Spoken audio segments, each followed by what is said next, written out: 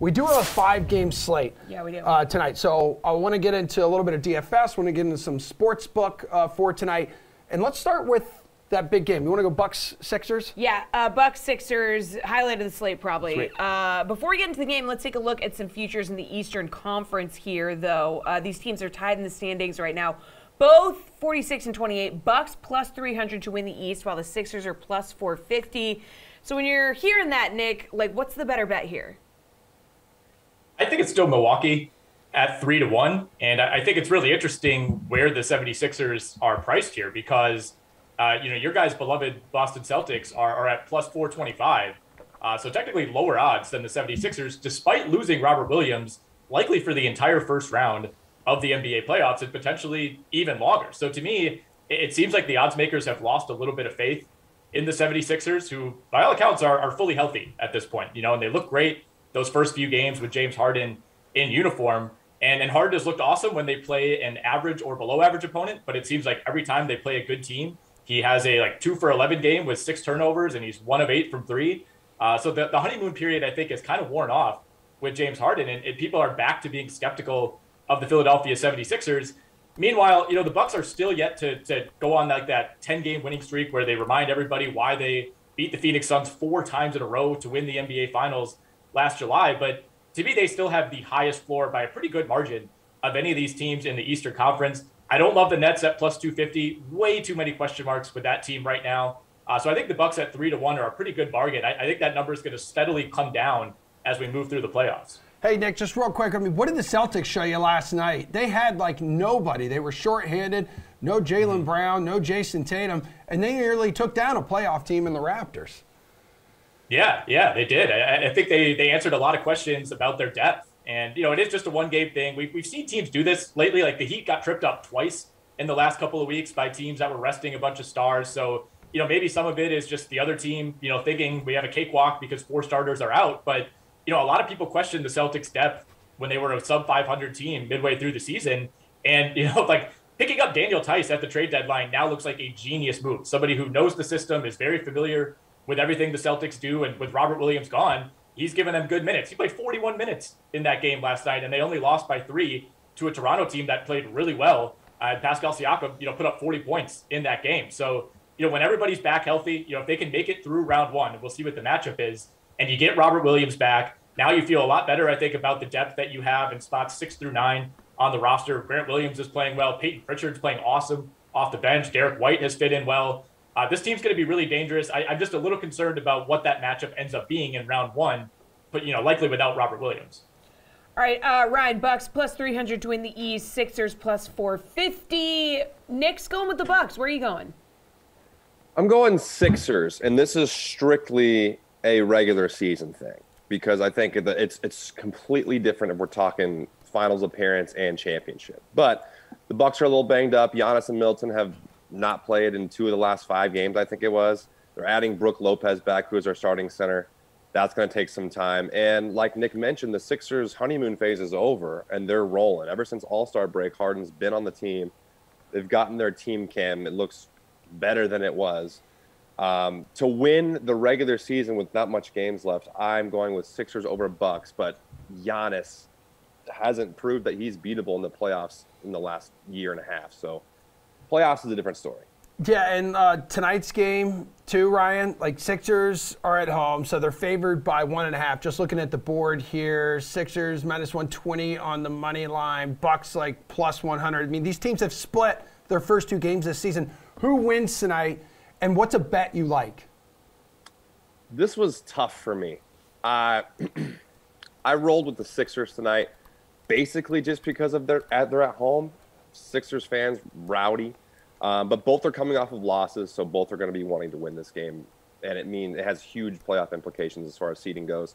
Giannis is probable. I assume he's going to play a national televised game, huge game.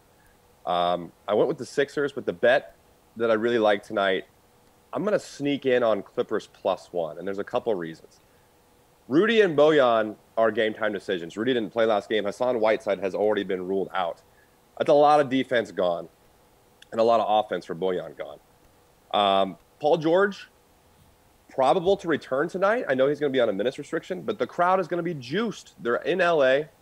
I just think that they have a good vibe about them tonight. And +1, they're getting a point. I like the Clippers bet tonight. Okay, Nick, which way you lean in tonight? Hook us up with a bet. I like the Bucks on the road at Philly tonight. They're +1.5 in that game. I mean, not a whole lot of difference taking that versus taking them +100 on the money line. So you might as well just do that. But this Philly team, to me, when the lights are on, like it just hasn't been pretty so far, And I know Milwaukee's come up short in these situations a few times this year as well. But I think the Bucks are finally now back at full strength, and with Brook Lopez back in the mix, they're well equipped, I think, to defend a team that has a dynamic, powerful center in Joel Embiid. And honestly, no team really has a guy that's a great matchup for Embiid, but you have Lopez. The addition of Serge Ibaka, I think, was really important for them and will continue to be important throughout the playoffs in terms of having a backup center. You still have Bobby Portis you could throw in there, and obviously Giannis could slide up and play center as well. And Milwaukee's a team that I don't think is the type of franchise that looks at the standings and says, all right, how can we dodge this team, or how can we dodge the Nets in round one? Like, I think they want the 1 seed. I think they want to prove they're the best team in the NBA, and winning a game like this goes a long way toward accomplishing that. And on the other end of the spectrum, it feels like Philly is totally that type of team. That's like, how can we position ourselves to give us the easiest path possible through the playoffs? And it seems like more often than not, this is very anecdotal evidence, but more often than not, when teams try to do that, it ends up backfiring. And you kind of get that motivation factor of, wait, these guys want to play us. They think they're better than us. And I don't know. I just don't have that kind of killer vibe with the 76ers. And James Harden in a big game like this, it kind of scares me. All right, let's move over to DFS. Need your favorite high-priced DFS play, Nick. Looking here, Giannis, the most expensive guy at 11.7, followed by Doncic at 11.4. You gonna go with either of them? I certainly don't mind Luka at 11.4 against what could be this Lakers roster is going to be up there tonight with the lineups that we saw in that late Portland OKC game last night, which was essentially a G League contest, and it went into overtime. It was Isaiah Roby versus Drew Eubanks, and the Lakers are probably not going to have LeBron. I think Anthony Davis was listed as doubtful, but he's not playing in this game as well. So it could be one of those games where you look up and Dallas is up like 25 at the half, and Luka has 31 points and 8 3-pointers. I'm a little worried about how much he plays in the second half. That could be a little bit of an issue, but I mean, this Lakers team, especially removing LeBron, is so bad. So I have no problem paying up for Luka. I'm staying away from Harden. You could probably guess by how I was talking about that Bucks-Sixers game. I'm not paying up for him tonight. I think there's some tough positional matchups. I think Drew Holiday is going to be on him quite a bit tonight. If you want to go a little bit cheaper too, I like Kate Cunningham at the Brooklyn Nets. There's still this kind of fear factor with the Nets where it's like, oh my gosh, they have Durant and Kyrie, like avoid them at all costs. Like they just lost to the Hornets the other night. A team that could end up being a matchup in a 1-game playoff to potentially knock them out of the postseason in a couple of weeks here. So I'm really not all that scared of Brooklyn. Outside of those two guys, the supporting cast is not great, and Kate Cunningham has been amazing. Over his last 15 or 20 games, what he's doing not only as a scorer, but as a rebounder and as a distributor. All right, Ryan, you're looking at this slate. Who do you want to pay up for in DFS? Yeah, just looking at the slate, it's chalky and it's easy. Luka 11-4 versus the Lakers. The Lakers stink. Seems like every single night they give up a 50, 60 fantasy point guy, depending on who they play. So that's chalky, but if you wanted to mix it up, I like the narrative of this Bucks-Sixers game being like a staple game. And it's national TV. Nick said it, and I'm kind of on board. I don't know if Harden really cares about winning at this point. Like, he's getting all these accolades about passing Reggie Miller on all-time threes list, and he's scoring a ton of points on the all-time list based on how young he is. But a guy that I think does care about winning is Embiid. And if they're going to be in this game, Embiid's going to have a monster night. So if you wanted to not get so chalky with Luka, I'm totally fine with you paying up for Embiid versus the Bucks tonight. And then, Ryan, get us out of here with this. Your favorite DFS value play. I have a couple. Rudy Gay looked really good the other night, playing down the stretch center minutes, which is wild. He had 32 fantasy points. I think he caught, $3,400 for Rudy Gay tonight. That's a good option. Paschal played some, but wasn't as good at points per minute as Rudy Gay was. But also, we got some Drummond revenge game, if you like that narrative. They, like Nick said, they play Detroit tonight. He went off against Charlotte, but Charlotte gives up millions of points against centers that they play. But Drummond's the hot hand and revenge narrative I kind of like. All right, Nick, Talk to me. Value. First of all, I want to be clear, Ryan. I just don't want you to get your hopes up. I'm pretty sure we have Dallas and the Lakers as the national TV game tonight, which is devastating. Devastating. I know, especially for me here in Milwaukee. As a YouTube TV user, I have no way now to watch this Bucks game. But yeah, great job by the NBA putting that one on instead of Bucks Sixers. I'll throw out a couple value plays quickly. Like Ryan said, kind of chalky, a lot of fairly obvious options. Thomas Satoransky has randomly resurfaced out of nowhere for the Wizards. He's at 4,100.